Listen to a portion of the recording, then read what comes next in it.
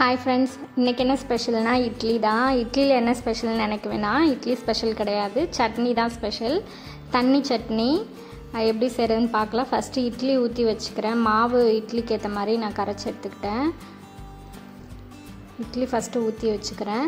தண்ணி சட்னினா maximum road சைட்லலாம், தள்ளுவண்டி கடையில், மேக்ஸிமம் கடைங்கள்லேயுமே ஹோட்டல்லலாம் அந்த மாதிரி சட்னி கிடைக்கும்.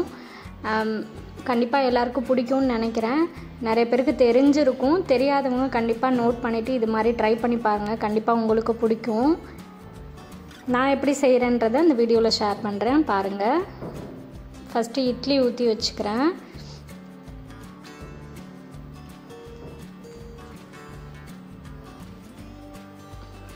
நான் குக்கரில் தான் இட்லி வைப்பேன். தண்ணி கொதி வந்தோடனே விசில் வர இடம், விசில் போட மாட்டேன், கேஸ்கட் மட்டும் போட்டுட்டு ஏர் ரிலீஸ் ஆகும்போது சிம்மில் வச்சுடுவேன். 10 நிமிஷத்தில் இட்லி வந்துடும். ஸோ இட்லி வச்சதுக்கப்புறம் தான் சட்னிக்கு ரெடி பண்ண ஆரம்பிக்கிறேன். சட்னிக்கு என்னென்ன தேவையானதுன்னா, தேங்காய், பொட்டுக்கடல, வெங்காயம், காரம் தேவையான அளவுக்கு பச்சை மிளகாய் எடுத்திருக்கேன். பட்டை மிளகாய் வேணுனாலும் போட்டுக்கலாம். தேங்காய் கம்மியாக போட்டு பொட்டுக்கடல நிறைய கூட போட்டுக்கலாம்.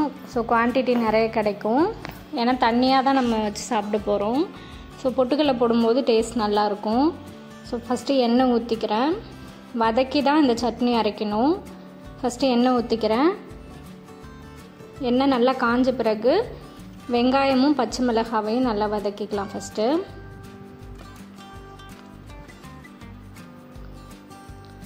பச்சை மிளகாய் கீறிட்டு கூட போடலாம், சில நேரங்களில் வெடிக்கும். ஸோ கீறிட்டு இல்லைன்னா 2ஆக கட் பண்ணிட்டு போடுங்க. நானாக முழுசாக போட்டுட்டேன். இந்த சட்னிக்கு தேவையான அளவு உப்பு நான் இப்போயே சேர்த்துக்கிறேன். அப்போ வெங்காயம் சீக்கிரம் வதங்கிடும்.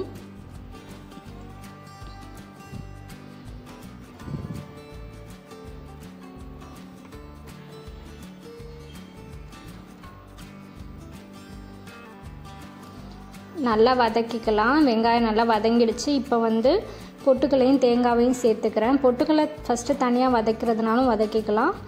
நான் 2ஐயும் சேர்த்து போட்டு வதக்கிடுறேன். ரொம்ப ஹை ஃப்ளேமில் வச்சுட்டா தேங்காய் கருகுன மாதிரி ஆகிடும். அப்படி இல்லாமல் கொஞ்சம் கம்மியாக வச்சுட்டு அந்த பச்சை வாசனை போடலாம். அது வாசனை நல்லா வரும். தேங்காய் வதக்கும் போது நல்ல வாசனை கிடைக்கும். அது வதங்கும் போது கலரும் கொஞ்சம் சேஞ்ச் ஆகும். அந்த டைமில் நம்ம ஆஃப் பண்ணிக்கலாம். நான் நல்லா வதக்கிக்கிறேன். உப்பு ஆல்ரெடி சேர்த்துட்டேன். இப்போ நல்லா வதக்கி எடுத்துக்கலாம். பாருங்கள், கலர் நல்லா சேஞ்ச் ஆகிடுச்சு. இப்போ ஆற வச்சுக்கிறேன். நல்லா ஆறின பிறகு நான் அரைச்சி எடுத்துக்கிறேன். ஆறிடுச்சு. இப்போ நான் மிக்ஸி ஜாரில் போட்டுக்கிறேன்.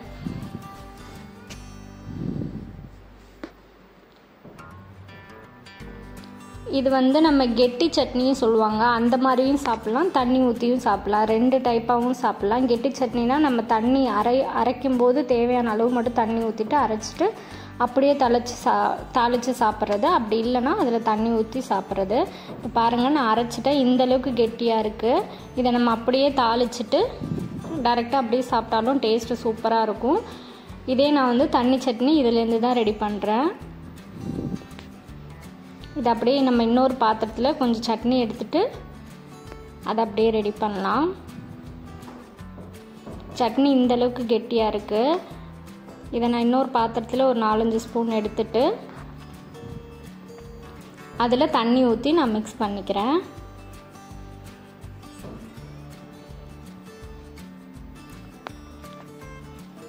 உங்களுக்கு எவ்வளோ தண்ணி வேணுமோ அந்தளவுக்கு சேர்த்துக்கலாம். ரொம்ப தண்ணியும் சேர்த்துடக்கூடாது. உங்களுக்கே தெரியும் அது சாப்பிட்றது போல் எப்படி தண்ணி எந்தளவுக்கு சேர்க்கலான்ட்டு.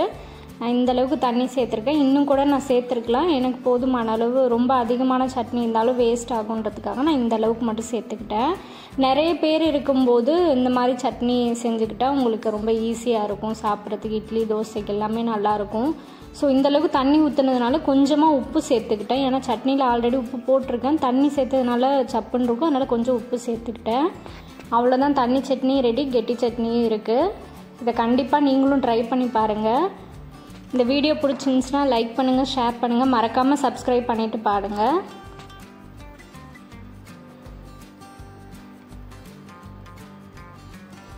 இந்த மாதிரி செய்யும்போது 2 இட்லி இல்லை 3 இட்லி சாப்பிட்றோன்னா எக்ஸ்ட்ரா ஒரு 2-3 இட்லி கூட சாப்பிட்லாம். அந்த மாதிரி தான் இருக்கும் டேஸ்ட்டு. கண்டிப்பாக நீங்களும் இதை ட்ரை பண்ணிவிட்டு உங்கள் ஃப்ரெண்ட்ஸ் அண்ட் ஃபேமிலிக்கு ஷேர் பண்ணுங்கள். ரெகுலராக எங்களோட வீடியோஸ்க்கு சப்போர்ட் பண்ணுங்கள். தேங்க்யூ ஃபார் வாட்சிங்.